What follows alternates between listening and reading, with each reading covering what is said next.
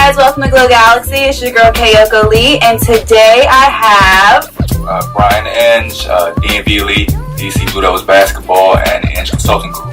Awesome. I actually have an event. Tell us a little bit about your event that's coming up and also what you do as far as like your company and your brand is concerned. On October 26th, I'm having a business and sports career symposium, career transitioning symposium, where I'm trying to show the young athletes and not so young athletes and anyone involved with the sport. Okay. Oh, see, I need that.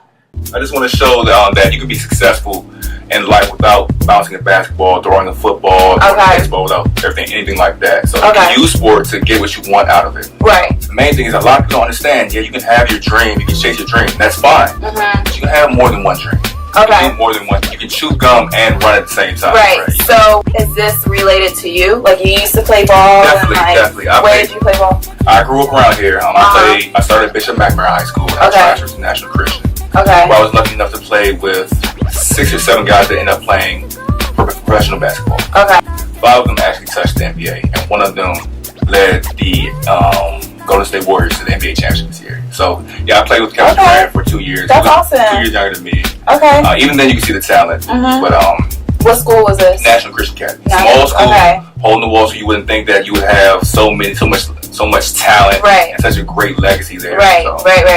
You know, you have a leadership panel. Tell us a little bit about why you selected this leadership panel, why it meant something to your brand. Well, I wanted to do something very diverse. I didn't want it to just be a lot of coaches or a lot of NBA players and anything like that. Because of course kids want to be NBA players. Of course kids want to play in the NFL. Of course kids want to play MLB or do whatever they want to do. Right. But I think it's important to show that you can be successful. Like I said, you can be successful without playing a sport. So on the panel, I have a financial advisor who manages a lot of NBA players, manages a lot of NFL players, and prominent boxers. Okay. But the bulk of the business is he helps manage the assets of small minority-owned businesses. Okay. It's great because it's hard enough out here for people of color or a minority anyway. So he does a great job of putting people in positions to be successful, managing their assets, helping them grow their businesses, finding the holes in their businesses where they can become stronger and making them into a very profitable business. And so I have him, and I have 2 local AU coaches,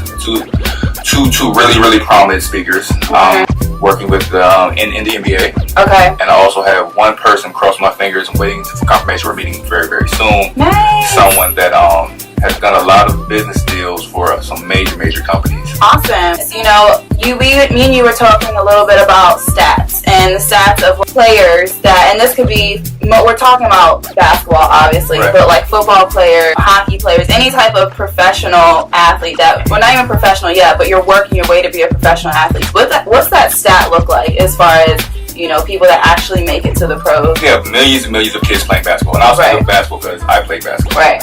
So we have millions and millions of kids playing basketball across the world, right? So only a fraction of those kids will play college basketball. Right. They're fortunate enough to play at the highest levels. Okay. Of those, we'll call that a 1,000, maybe 1,500, maybe more kids that are playing college sports, college basketball. Okay. Out of that number, only 1.2 or 1.6% make it to the NBA. So this is why it's crucial to have a group like this, a seminar, rather, have young people say, okay, like I can work on this and still, play my sport or work on my craft. Of course, because even if you make it to the NBA, right? 2 things. So are you making it to the NBA within 5 years? Approximately 75% of the guys are out of the NBA. So maybe you make your rookie contract is probably around 6 to 8 million, maybe 10 if you're a top pick. Right. What are you going to do with that for the rest of your life? Right. If you don't have skills to build upon. Right. You can't bounce the ball if no one's paying you. Right. So the second stat, maybe you're fortunate enough to have a 30, 50, even $200 million contract. That's all you want to do? God only gave you that gift to bounce the basketball? So why don't you open a few businesses? What was your major in college? My major was sports management. So was mine. Really? Okay. So my major was sports management. And I realized that I could do so much more than just sports. I just want to really help everyone understand that you don't have to bounce the basketball. You don't have to feed into the stereotype to be the athlete, the prominent, I hoop, or I play football, or I rap. Right. Okay. You hoop. What else do you do? Exactly. You rap. Oh yeah, you got bars. What else do you do? So coming out of college, were you scared? coming out of college, I was not scared. I was naively confident in myself, which is what a good does that thing. mean? So, I mean, I felt that the world would bend to my will because I know I worked hard enough at my craft as coming up professional basketball. I knew that I was good enough. I just knew I wasn't. I wasn't, looking back, I wasn't the most athletic guy. I wasn't the longest. I wasn't the tallest. But I just knew in my heart I worked hard enough. I didn't make it. Right. But I used my work ethic.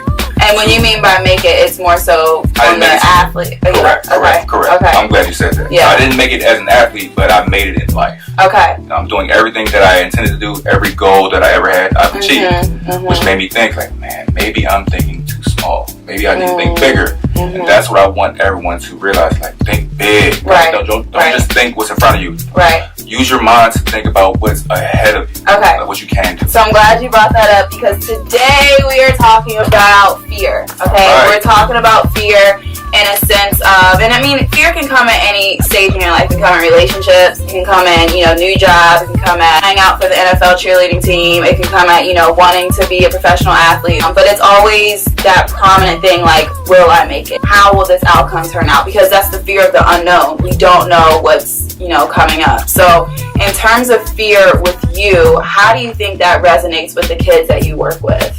My biggest fear is coming up short and not achieving my goals and not being the best person I can be. Like I said, I was naively confident in myself, right? Which helped me achieve a lot of things because you don't know what you can't do, right? You don't know, right? So I'm just going to do it. I can do anything. I'm just going to do it. So fear, I use fear to drive me.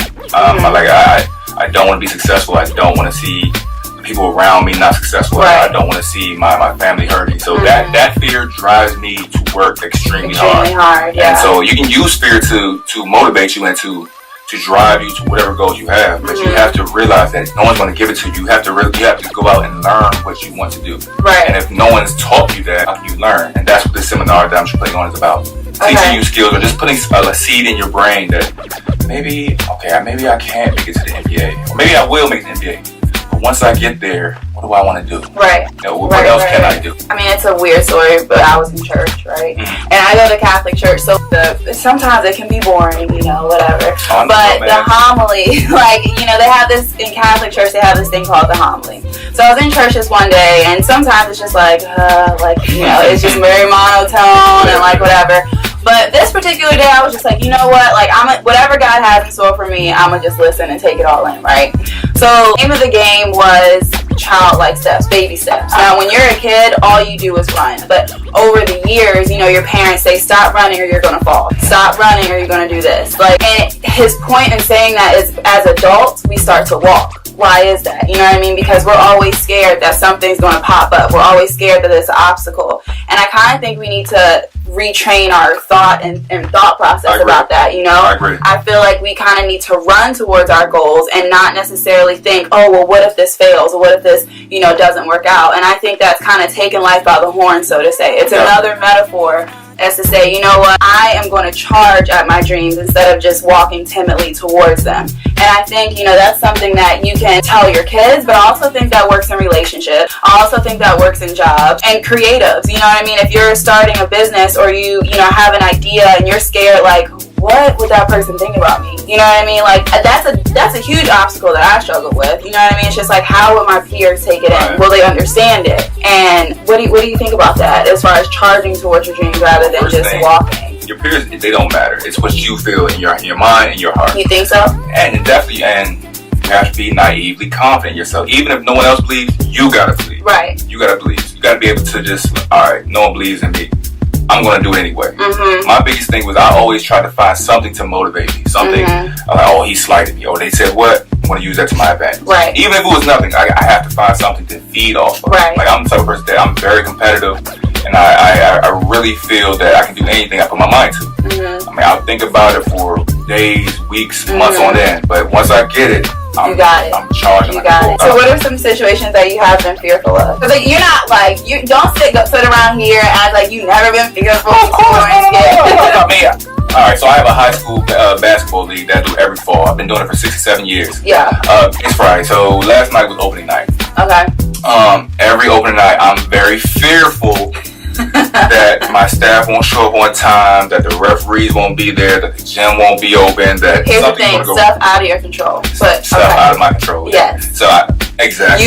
So your thing is you like to control things. You know what I mean? Like and how do you think that resonates with you, like in your personal life, wanting to control things? Well, in my personal life, I really don't try to control everything. I go with the flow. Like in my career, in my professional life, I try to control what I can because no one's going to do me like I can do. Right. But in a relationship, you're working with another person. Okay. In your job or whatever business or career you're in, you're working with other people. So things are different. But when you're working with yourself, dealing with issues with yourself, you can just lock in mentally. What fears you in like relationship rejection? Nah, I've never been. Well, I take that back. As a kid, I was fearful of rejection. I was a little fat kid. Ah, you were fat. Yeah, I was. But then I hit a mean growth spurt. Yeah, that was me. I was chubby. I was real big, and they used to call me well, we're not getting into that. It wasn't until I grew up and like I became a twig, and they called me square butt because I really didn't have a butt. You glowed up. I mean, the glow up actually didn't happen until like college. I feel like high school, I was still like, girl.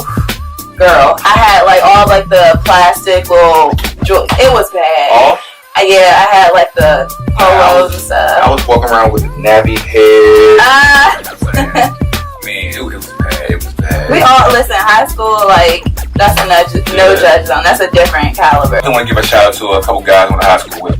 My guy Chris Matthews, who definitely helped me out a lot when I was young, and I wasn't as confident as I am now. He was always someone who encouraged me and encouraged me to be myself, and everything will work out and keep working and keep working. And I think another thing, you can't care what your peers say, but you need a great support group around you. Right, it's very important. It's very the more I go through Galaxy, and the more I produce, and the more I do, it's like my friends, you know, my family, they're always there. You know what I mean? Like whatever I need, whether if it's a launch party, whether if it's, you know, a promo video or anything I need, they're just like, okay, so how can we help? What can we help you do? You know what I mean? And it's just like, they understand the vision. Now, not everybody has that. It's not even necessarily your job to go seek that, but when you do have those people, hold on to them. You know what I mean? Don't burn those bridges. As far as fear, you know, what do you think that you would take away from this interview and that you would share with, you know, your kids as far as like, how not to be fearful? You know, like, just what would you say to them? Well, as a kid, I had a stuttering problem. Shut up. Very bad. Every now and then, I still struggle with it because I talk too fast. I have a million things going on in my head, so every time I need to slow myself down,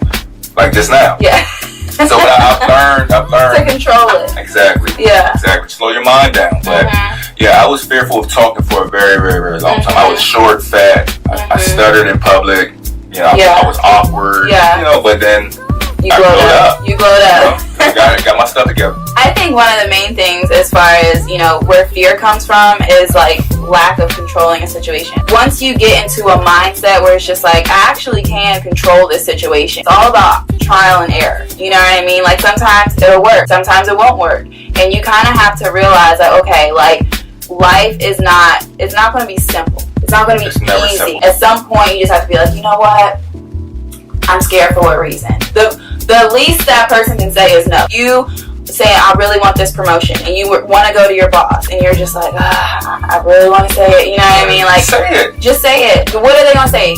No. Like, okay, and they could say yes. You know what I mean? Because they didn't know that you wanted to get that promotion. But being fearful about it gets you where? Nowhere. You know what I mean? Like, being fearful about starting your company gets you where? They say if you're not scared, then your dreams aren't big enough. And it's okay to be scared, you know what I mean? But like not doing something because you're scared, that's where it becomes. Because you become your own obstacle. You become your own obstacle and not being able to really put yourself in full capacity of everything you could be. I think fear can either drive you or it can break you. It's like let's say pressure either makes diamonds or it can bust a pipe or something. Right. It's the same way. Fear can either drive you to be great, do great things, or fear can lead you to self-destruct. And I want to just touch back on the event that we've got coming up. Like, I really want to touch on kids who really have insecurities about themselves, because a lot of people have insecurities about themselves. I mean, I have insecurities about myself. People are like, oh, you're so confident, you're this and that. Yeah, but there's still things I worry about. Exactly. I'm like, I don't like that about myself. I need to do better. You know, everyone has that, but and that's fine. Right. That's fine, but don't let it control your every second. Control the situation, but don't let fear control you. Boom. Couldn't have said it better. Alright, tell them your socials, where they can find you. Twitter is therealb.ing, so the real and BDOTINGE. And my IG is BINGE0. Not so it's like binge, but my name is Brian Inge, so something. It works. It works. Website? Do you have one for that, or like if you want to check I have a link for the event coming on the 26th. It says the Business and Sports Career Transitioning Symposium, trying to change lives. Young people, that's a great event to go to. Millennials, especially if you're in the DMV area, it's coming up soon. You can, I work a 9 to 5, I cheer in the NFL, and then I'm talking to you right now. You know what I mean? So it's possible. It's possible to, have focuses in different areas and put 100% to each one. So if you feel as though you would like to, get more of an understanding about that, talk to Brian, reach out to him. Subscribe, make sure that you check out the description box for the link for his company. What's the name of the event? Business and Sports Career Transitioning Symposium. Awesome. It's important. It's going to be at Bishop McNamara High School on October 26th. Okay. 6 to 9. Get there early. We're going to have great food. Have an open floor for networking. We're going to have a lot of people there, a lot of special guests. Crazy dope. That's awesome. Know how you guys handle fear. You know what I mean? People handle fear in a different way. If you have a friend that's struggling, if you know that they, are creative or a professional athlete or, working for that promotion, what advice would you give that person? So let me know. Make sure you comment below, and I will see you guys next week.